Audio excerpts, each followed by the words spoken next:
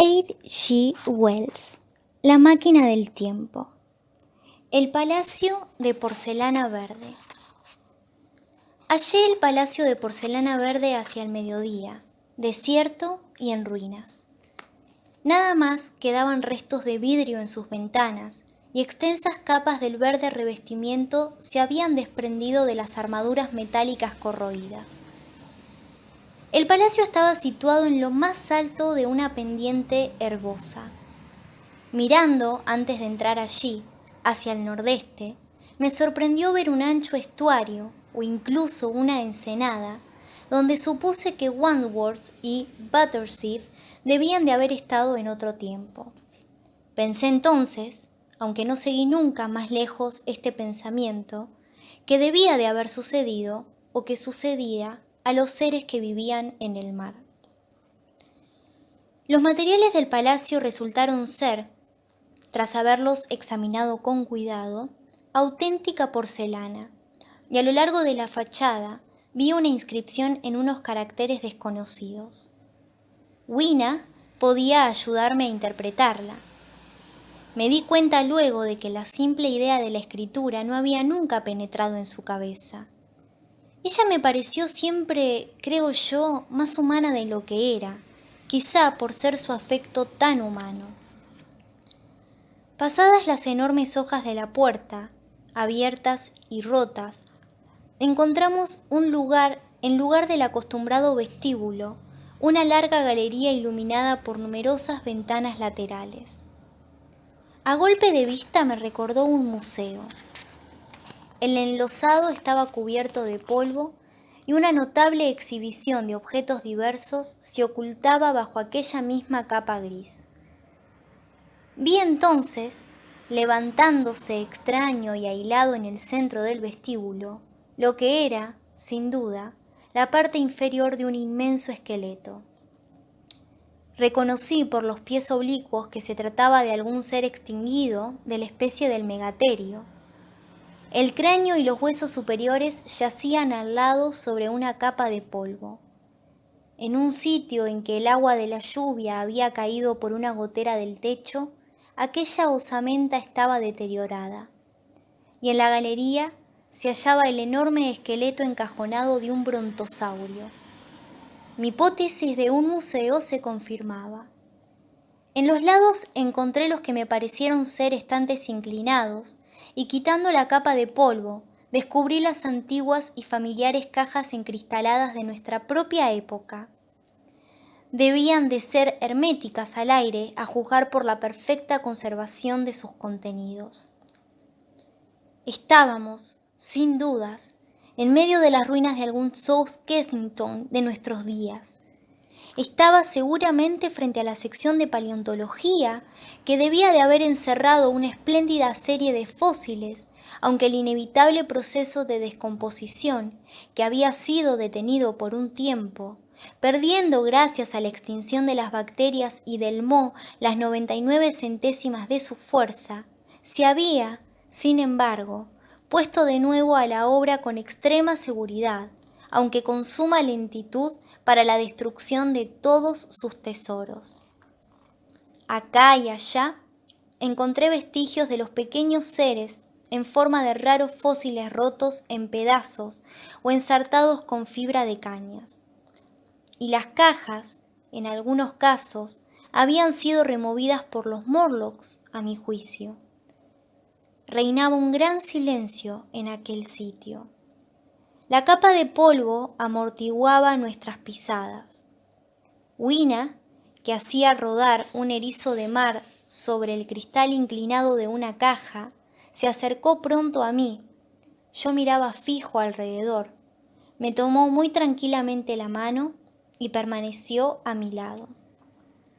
En un principio me dejó tan sorprendido aquel antiguo monumento de una época intelectual que no me paré a pensar en las posibilidades que presentaba. Hasta la preocupación por la máquina del tiempo se alejó un tanto de mi mente.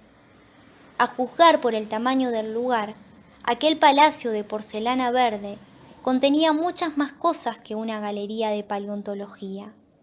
Es posible que tuviera galerías históricas, Aún podía haber ahí una biblioteca. Al menos en aquellas circunstancias, para mí hubiera sido mucho más interesante que aquel espectáculo de una vieja geología en decadencia. En mi exploración encontré otra corta galería que se extendía transversalmente a la primera. Parecía estar dedicada a los minerales, y la vista de un bloque de azufre despertó en mi mente la idea de la potencia de la pólvora. No pude encontrar salitre, en realidad nitrato de ninguna clase. Sin duda, se habían disuelto desde hacía muchas edades. Aún así, el azufre persistió en mi pensamiento e hizo surgir una serie de asociaciones de cosas. En cuanto al resto del contenido de aquella galería, aunque era en conjunto lo mejor conservado de todo cuanto vi, me interesaba poco. No soy especialista en mineralogía.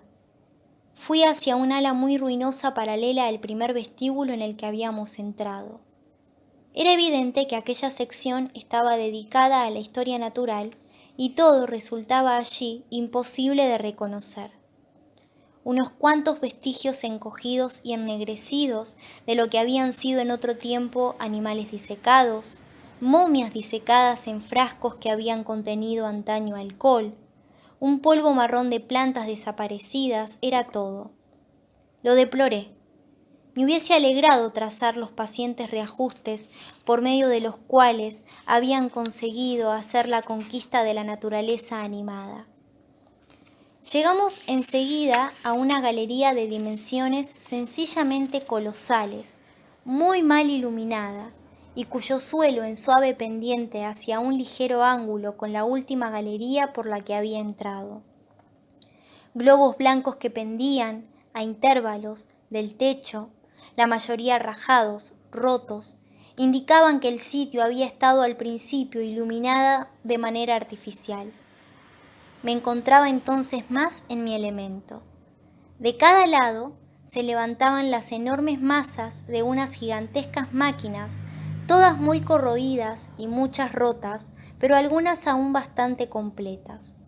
Como ustedes deben saber, siento cierta debilidad por la mecánica y estaba dispuesto a detenerme entre ellas, tanto más cuanto que la mayoría ofrecían el interés de un rompecabezas, y yo no podía hacer más que vagas conjeturas respecto de su utilidad.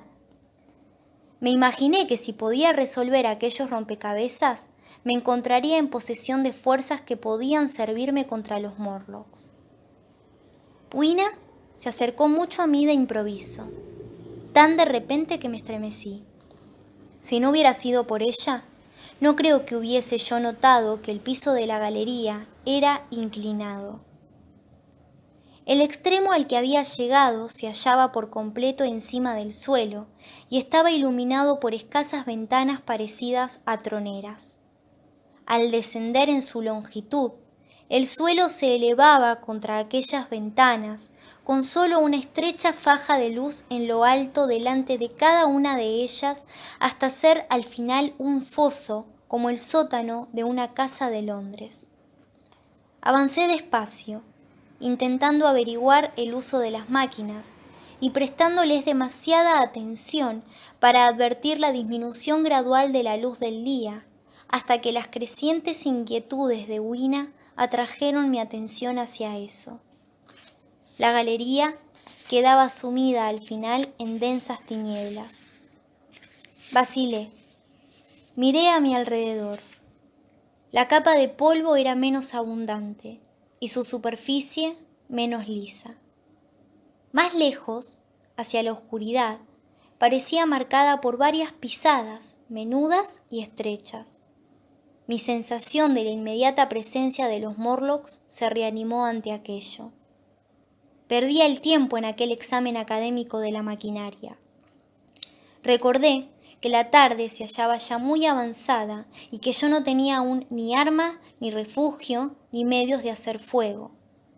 Viniendo del fondo, en la remota oscuridad de la galería, oí las peculiares pisadas y los mismos raros ruidos que había percibido abajo en el pozo. Tomé la mano de Wina. Luego Con una idea repentina la solté y volví hacia una máquina de la cual sobresalía una palanca bastante parecida a las de las garitas de señales de las estaciones. Subí a la plataforma, tomé aquella palanca y la torcí hacia un lado con toda mi fuerza. Wina, abandonada en la nave central, enseguida empezó a gemir. Yo había calculado la resistencia de la palanca con bastante corrección. Como al minuto, se partió. Me uní a Wina con una masa en la mano, más que suficiente, creía yo, para romper el cráneo de cualquier Morlock que pudiese encontrar. Estaba impaciente por matar a un Morlock o a varios. ¿Les parecerá a ustedes muy inhumano aquel deseo de matar a mis propios descendientes? No, era imposible, de un modo u otro, sentir ninguna piedad por aquellos seres. Solamente mi aversión a abandonar a Wina y el convencimiento de que, si comenzaba a apagar mi sed de matanza, mi máquina del tiempo sufriría por eso, me contuvieron de bajar derecho a la galería y de ir a matar a los Morlocks. Con la masa en una mano y llevando de la otra a Wina, salí de aquella galería y entré en otra más amplia aún, que a primera vista me recordó una capilla militar con banderas desgarradas colgadas. De buenas a primeras, reconocí restos averiados de libros en los harapos oscuros y carbonizados que pendían a los lados.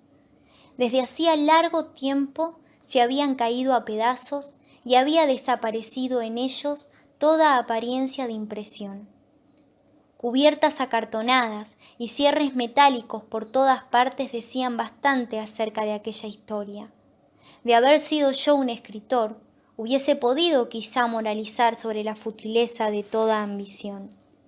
Pero tal como era, lo que me impresionó con más fuerza fue el enorme derroche de trabajo que aquella sombría mezcolanza de papel podrido atestiguaba. Debo confesar que en aquel momento pensé principalmente en las Philosophical Transactions y en mis propios 17 trabajos sobre física óptica. Entonces, subiendo una ancha escalera, llegamos a lo que debía de haber sido en otro tiempo una galería de química técnica. Y ahí tuve una gran esperanza de hacer descubrimientos útiles. Excepto en un extremo, donde el techo se había desplomado, aquella galería estaba bien conservada. Fui rápido hacia las cajas que no estaban deshechas y que eran realmente herméticas. Y al fin, en una de ellas, encontré una caja de cerillas. Probé una a toda prisa. Estaban en perfecto estado. Ni siquiera parecían húmedas. Me di vuelta hacia Wina. ¡Baila!, le grité en su propia lengua. Ahora poseía una verdadera arma contra los horribles seres a los que temíamos.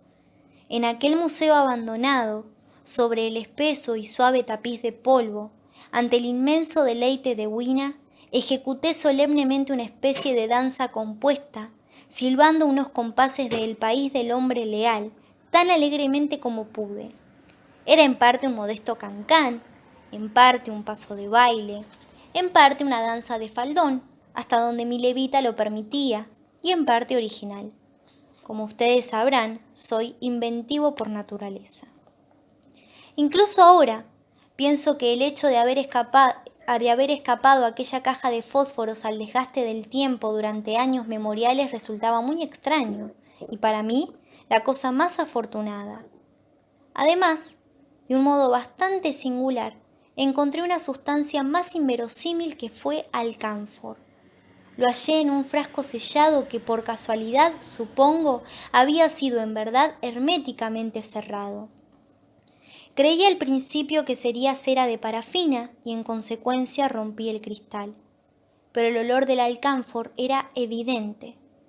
En la descomposición universal, aquella sustancia volátil había sobrevivido por casualidad, posiblemente a través de muchos miles de centurias, lo que me recordó una pintura en sepia que había visto ejecutar una vez con la tinta de una belemnita fósil hacía millones de años. Estaba a punto de tirarlo, pero recordé que el alcanfor era inflamable y que ardía con una buena y brillante llama, una excelente bujía y me lo metí en el bolsillo. No encontré explosivos ni medio alguno de derribar las puertas de bronce. Mi palanca de hierro era lo más útil que poseía, y a pesar de eso, salí de aquella galería altamente exaltado. No puedo contarles a ustedes toda la historia de aquella larga tarde. Exigiría un gran esfuerzo de memoria recordar mis exploraciones en todo su adecuado orden. Recuerdo una larga galería con panoplias de armas enmohecidas y cómo vacilé entre mi palanca y un hacha o una espada. No podía, a pesar de esto, llevarme las dos, y mi barra de hierro prometía un mejor resultado contra las puertas de bronce. Vi muchos fósiles, pistolas y rifles. La mayoría eran masas de herrumbre y muchas estaban hechas de algún nuevo metal y se hallaban aún en bastante buen estado. Todo lo que pudo haber sido en otro tiempo cartuchos estaba convertido en polvo. Una de las esquinas de aquella galería estaba carbonizada y derruida, posiblemente, me imagino, por la explosión de alguna de las muestras. En otro sitio había una amplia exposición de ídolos, polinésicos, mexicanos, griegos, fenicios, creo que de todos los países de la tierra.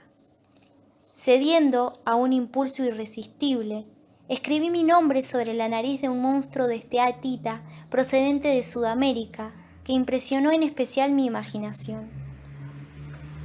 Caía la tarde. Mi interés disminuía. Recorrí galería tras galería, polvorientas, silenciosas, con frecuencia ruinosas. Los objetos allí expuestos eran a veces meros montones de herrumbre y de lignito, en algunos casos recientes. En un lugar me encontré de repente cerca del modelo de una mina de estaño. Por el más simple azar descubrí dentro de una caja hermética 2 cartuchos de dinamita. Grité ¡Eureka!, y rompí aquella caja con alegría. Entonces surgió en mí una duda. Vacilé. Luego, escogiendo una pequeña galería lateral, hice la prueba. No he experimentado nunca desengaño igual al que sentí esperando 5, 10, 15 minutos a que se produjese una explosión. Como es natural, aquello era simulado, como debía haberlo supuesto por su sola presencia allí. Creo, en realidad, que de no haber sido así, me hubiese precipitado inmediatamente y hecho saltar la esfinge, las puertas de bronce, y como quedó probado, mis probabilidades de encontrar la máquina del tiempo, acabando con todo. Fue seguro después de aquello cuando llegué a un pequeño patio abierto del palacio. Estaba tapizado de césped y habían crecido 3 árboles frutales en su centro. De modo que descansamos y nos refrescamos allí. Hacia el ocaso empecé a pensar en nuestra situación. La noche se arrastraba a nuestro alrededor y todavía tenía que encontrar nuestro inaccesible escondite. Aquello me inquietaba ahora muy poco. Tenía en mi poder una cosa que era quizá la mejor de todas las defensas contra los Morlocks. Tenía fósforos. Llevaba también el alcánfor en el bolsillo por si era necesaria una llamarada. Me parecía que lo mejor que podíamos hacer era pasar la noche al aire libre, protegidos por el fuego. Por la mañana recuperaría la máquina del tiempo. Para eso, hasta entonces, tenía yo solamente mi masa de hierro. Pero ahora, con mi creciente conocimiento, mis sentimientos respecto de aquellas puertas de bronce eran muy diferentes. Hasta aquel momento me había abstenido de forzarlas en gran parte a causa del misterio del otro lado. Nunca me habían parecido muy resistentes y esperaba que mi barra de hierro no fuera del todo inadecuada para aquella obra.